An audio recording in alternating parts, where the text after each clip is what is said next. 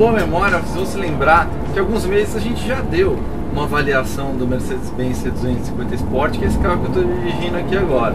Nova geração do Classe C, essa versão aqui um 2.0 turbo com cerca de 211 cavalos a 5.000 RPM, 35,6 mkgf de torque a 1.200 RPM, ou seja, um torque bastante cedo, bastante forte, equivalente a quase a um V6 aspirado.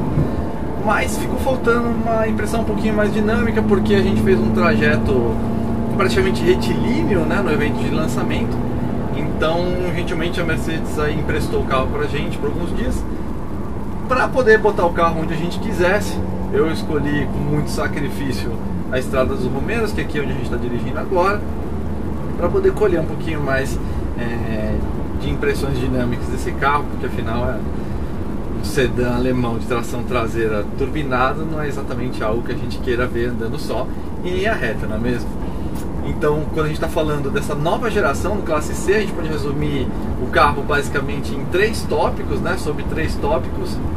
É um carro que ficou maior, é um carro que ficou mais leve, é um carro que ficou mais sofisticado, tanto na concepção mecânica quanto nos acabamentos, aí como vocês podem ver. Como eu falei, ele ficou maior, 4 centímetros a mais de largura, 8 centímetros a mais de entre-eixos, o que melhorou o espaço interno, e 10 centímetros, na verdade 95 milímetros de comprimento total a mais. Então o carro que ficou maior, ele ficou algo ali entre o antigo C e o antigo Classe E. E aí você, obviamente, já vai supor que o carro ficou mais pesado, vai querer saber em quantos quilos afinal ele embarrigou, em quantos quilos ele engordou. E aí que entra a engenharia da coisa, a parte bacana.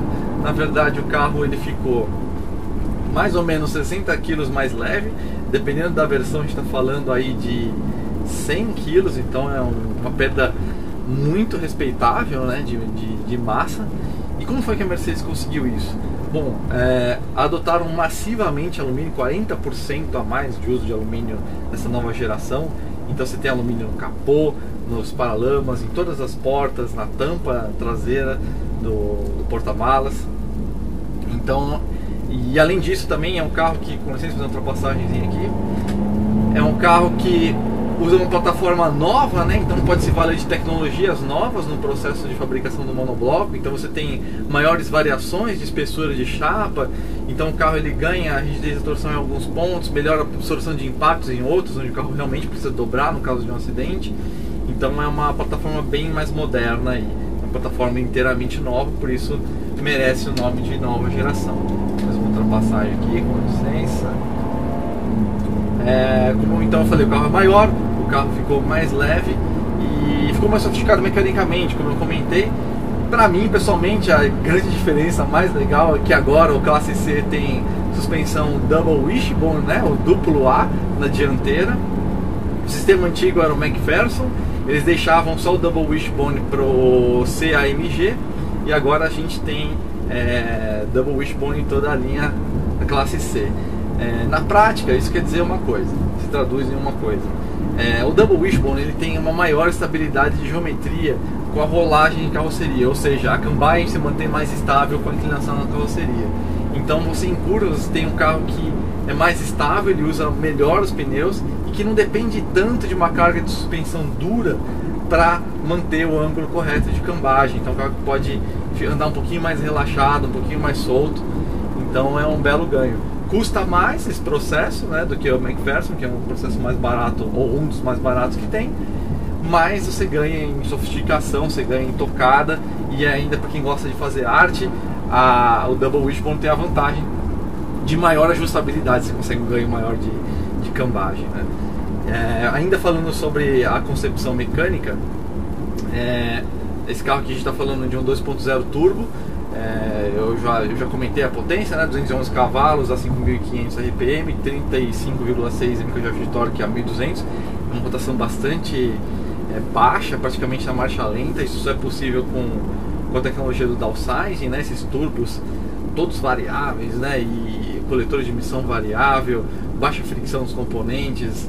É um range bastante sofisticado na mecânica, e esse motor ele está casado a uma evolução do câmbio automático de 7 marchas. Então esse aqui é o 7G Tronic Plus. O Plus, ele estreou no novo Classe S, aí subiu para o CLS, para o Classe E novos, e agora chegou no Classe C. Antes ele usava o 7G-Tronic. São basicamente 3 diferenças nesse novo câmbio. São 3 evoluções, na verdade, né? Então ele tem um novo conversor de torque, um circuito hidráulico completamente redimensionado, e a programação do câmbio também foi toda refeita. Então a razão por trás disso tudo está obter um câmbio de respostas mais rápidas sem prejudicar a suavidade e funcionamento característicos dos Mercedes, né? E tá, como a gente pode ver, mal dá para sentir as trocas, mas elas são rápidas. É claro que um câmbio automático você precisa ter aqui um pouquinho mais de paciência quando você está dirigindo esportivamente para fazer as reduções, né? Tem que esperar o giro cair um pouquinho mais, mas ele aceita sim trocas esportivas, e as trocas nas evoluções também são bastante rápidas. É um carro que sem dúvida você vai se divertir bastante. E a sofisticação no acabamento, acho que, puxa vida, esse carro aqui, opinião pessoal minha, mas o acabamento interno desse carro, pra mim, é o melhor da categoria, disparado. Acho até melhor do que o Classe E de geração anterior. Você vê todo esse painel, tudo muito caprichado, a escolha dos materiais, costura dupla, painel revestido, muitas texturas, muitos materiais. Tem essa madeira fosca aqui, negra, né? Aquele relógio que tão clássico dos Mercedes, saídas de ar aqui inspiradas no Mercedes SLS, né? No asa de gaivota. Volante base chata, essa peça lembra muito, né, do C63 AMG antigo. Enfim, um arranjo bastante sofisticado. A gente tem sim essa tela aqui, que para alguns não agrada de fato. Eu não me incomodo com isso, acho bastante prático. A visibilidade, a parte ergonômica para mim me resolve bastante. Aliás, essa é outra novidade, né, esse sensorzinho pelo qual você opera, que lembra um pouquinho uma espécie de smartphone, né? Então você consegue operar ele deslizando o seu dedo nessa superfície aqui, como se fosse um smartphone. E isso você não precisa ficar olhando e caçando botões. É bastante prático, uma boa evolução do sistema multimídia aí do novo Classe C. Bom, a gente deu uma pinceladinha no câmbio ali atrás, né? Eu falei sobre a programação do carro que foi redimensionada. Aqui vale a pena comentar, por meio desse botão aqui, uma espécie de roldana, você escolhe entre 5 programações: o Eco, o Comfort, Sport, Sport Plus e Individual, que você faz uma seleção customizada dos parâmetros. Eu joguei no Eco agora, para vocês terem uma ideia de como funciona. A maior diferença que eu sinto está no acelerador, no mapeamento do acelerador e do funcionamento do câmbio. O acelerador ele fica bastante retardado, né? Então você pisa e ele demora um pouco para responder, que é justamente porque ele está trabalhando com o mínimo de abertura de borboleta possível para o carro se deslocar. E o câmbio ele joga uma marcha em cima da outra para deixar a rotação sempre abaixo dos 2.000 RPM, ele deixa ali sempre por volta dos 1.500 RPM. Lembrando que o motor, o torque máximo dele, os 35,6 mkgf, surgem já a 1.200 RPM, então o carro não fica xoxo, o giro fica baixo, o barulho é bem contido, mas o carro tem força sim. E aí também o mapeamento do acelerador, como eu falei, né, ele fica bastante levemente sedado, né, para você ter uma economia máxima de combustível. O mapeamento do ar-condicionado do compressor também muda, então ele é acionado só sob demanda, realmente para funcionar o mínimo e pesar o mínimo ali, né, no virabrequim. O start stop é acionado e a direção fica um pouquinho mais leve, fica mais agradável de dirigir na cidade, para quem assim, para mulheres, para senhores, para quem não é muito apegado também à direção esportiva e que pode se incomodar com uma direção pesada de um carro esportivo. Não que no modo mais esportivo isso aqui vire um carro da DTM também, mas tem gente que não gosta do volante mais pesado. Aí quando você joga no Comfort, o mapeamento continua assim, praticamente igual ao Eco, mas ele não é tão exagerado no mapeamento, especialmente do acelerador. Então o carro ganha um pouco de velocidade de resposta, o acelerador responde melhor. Vale lembrar que assim, a potência do carro é exatamente a mesma em todos os modos, é só a sua relação com essa potência, com esse torque, que muda por intermédio de um remapeamento do acelerador, que muda a rotina de abertura de borboleta, tá? O Sport Plus, bom, aí ele já entra no modo Liguei o Sport Plus agora, então ele desliga o Start Stop de vez, a direção fica mais pesada, o acelerador fica bem mais arisco, o controle de estabilidade também assume um mapeamento um pouco mais esportivo, então deixa o carro deslizar um pouquinho antes de resolver conter o seu ânimo. O câmbio ele fica mais amarrado, né? Então ele deixa o motor sempre cheio, uma rotação mais caprichada, né? Ele não fica jogando uma marcha em cima da outra. Por outro lado, quando você joga no modo Sport Plus, você sim pode fazer as trocas de marchas manuais, tá? Você pode fazer isso em qualquer modo, mas o Sport Plus é que você vai tirar mais proveito disso. Só que não existe um modo inteiramente manual aqui na alavanca de seleção. É aqui que a gente escolhe, tá? O drive, o ré, o neutro e o park por meio de um botão. Você não consegue deixar no modo 100% manual. Então, se você dá um tapinha aqui na borboleta e escolhe a marcha, ele ativa o modo manual. Mas se ele perceber que você está dirigindo de forma civilizada e tranquila e tudo mais, alguns segundos depois, não muito tempo inclusive, ele já volta pro drive. Então isso pode ser alguma coisa que não agrade a todos, né? Bom, vamos lá, pessoal. Eu vou dar uma encostadinha aqui, esperar um pouquinho esse trânsito passar. A gente vai acelerar um pouquinho aí para passar um pouquinho as impressões dinâmicas aí da nova geração da classe C, nesse aqui no C250 Sport, certo? Uma das coisas que me chamou a atenção, a carroceria sim apresenta um pouco de movimentação, mas tudo dentro do tolerável, e a quantidade de aderência que você tem é bastante impressionante.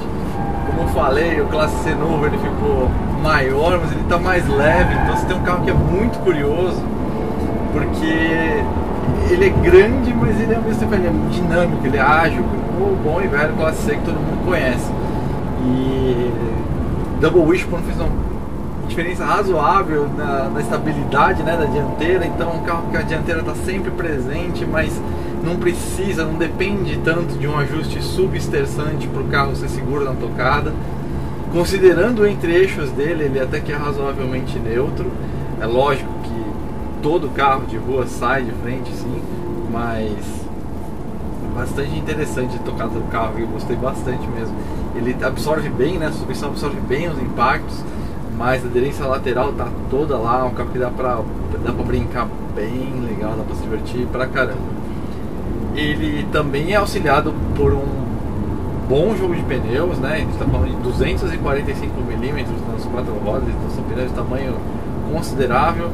A gente está falando aqui do Michelin Prime S3, não é exatamente um modelo ultra high performance da Michelin, mas já um bom pneu, já dá para brincar aí. Um trecho mais longo deixa o carro com uma reação um pouquinho, um tempo um pouquinho mais longo, mas o novo trabalho da suspensão dianteira, essa plataforma mais rígida, tudo deixa o carro bastante coeso, você consegue jogar ele onde você quiser. Ele pode não ter aquele imediatismo meio assanhado, assim, né, dos BMWs tradicional dos BMWs, mas é um carro que a aderência está toda lá, tenho certeza que você consegue acompanhar, sim, muito bem aí um Série 3. E é um carro que tem ele resolve com um pouco mais de graça, um pouco mais de leveza essa questão dinâmica. O Double Wishbone, a suspensão duplo A na dianteira, deixou o carro um pouquinho mais plantado, né? Então você tem um pouquinho menos de variação de cambagem, o carro está um pouco mais previsível. Isso ajuda também a dianteira mais leve, né? Porque você tem alumínio em tudo ali na frente, né? Capô, paralamas e portas, fora o bloco e cabeçote. Então o resultado é que é um carro que ele está apontando sem depender de geometria ou de carga, de suspensão excessiva para isso. Então não é uma coisa induzida pela geometria, é uma coisa que está aí inerente, inerte ao projeto do próprio carro em si. Então por isso que ele resolve com essa graciosidade. Ele é um carro grande, mas ele é um carro leve, aderência pra caramba, diversão de sobra, tração traseira, o que mais você pode querer? Uma curiosidade que vocês talvez tenham, o sistema de direção elétrico, né? Porque agora mudou, né, o sistema. Resposta em termos de carga está excelente, está mais do que adequado, aliás. Eu consigo sentir bem aqui o limite de aderência nas mãos, é o que é um pouco difícil de se resolver, mas que cada vez mais os fabricantes estão resolvendo melhor com sistemas elétricos. Então ele tem bastante feedback, sim, tem vibração, tem aquela resistência elástica quando está chegando no limite de aderência dos pneus. pode acreditar que o sistema é dos bons, mano. De leve, usando turbo. Ele pode não ter aquele ronco, né, super ultra agressivo de um AMG da vida, ou mesmo de um 4 cilindros girador, como o K20, K24 aí dos Honda Civics, mas ele tem uma música bem interessante, sim. E você vê como que é um carro que você toca com ele com leveza e ele vai, ele joga, ele você não precisa exagerar nele, você não precisa de drama, simplesmente vai fluindo. E aí quando você se dá conta, ninguém mais consegue te acompanhar. Então o carro muito bem resolvido. E esse torque todo, né? A gente está falando de 35,6 mkgf de torque a 1200 RPM, é muita força. Então você não precisa ficar dependendo muito de redução de marcha, de estar com o motor cheio demais. É lógico que você está na marcha adequada, ajuda dinamicamente, né? Porque se você está numa marcha mais longa, o carro tende a sair mais de frente. Mas em termos de saída de curva, você não tem essa dependência toda de estar com o motor berrando, porque a patada de torque, graças ao turbo, ao downsizing, está todo lá. É muito torque numa rotação muito baixa. Então é um carro que já é a terceira ou quarta vez que eu estou te falando isso, mas é um carro que resolve tudo com graça, com leveza, apesar dele ter ficado mais encorpado. Então é muito legal. Estou muito curioso para conhecer o coupé desse carro, porque ele vai ter um entre-eixos mais curto. Por quê? É justamente o entre-eixos mais longo que é o que está pesando um pouquinho de leve na equação dinâmica desse carro. Porque o entre-eixos mais longo dá mais espaço para os passageiros, mas ao mesmo tempo também ele deixa a reação à inércia polar um pouco mais lenta. Então o carro ele muda de direção um pouquinho mais devagar, ele arrasta um pouquinho mais à frente em certas circunstâncias. E não é que a gente está falando de um carro que faz muito disso, não. Esse carro, que mesmo sendo longo, ele já está resolvendo isso muito bem. Então eu fico muito curioso de saber como vai ser a dinâmica do C-Coupé.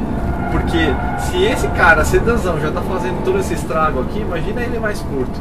E aí é lógico, se começar a pensar nos C63 da vida, e principalmente você botar na ponta o Black Series, né, com aquelas bitolas alargadas e tudo mais, aí a gente está falando de um monstro. Eu tenho certeza que vamos fazer um maior estrago.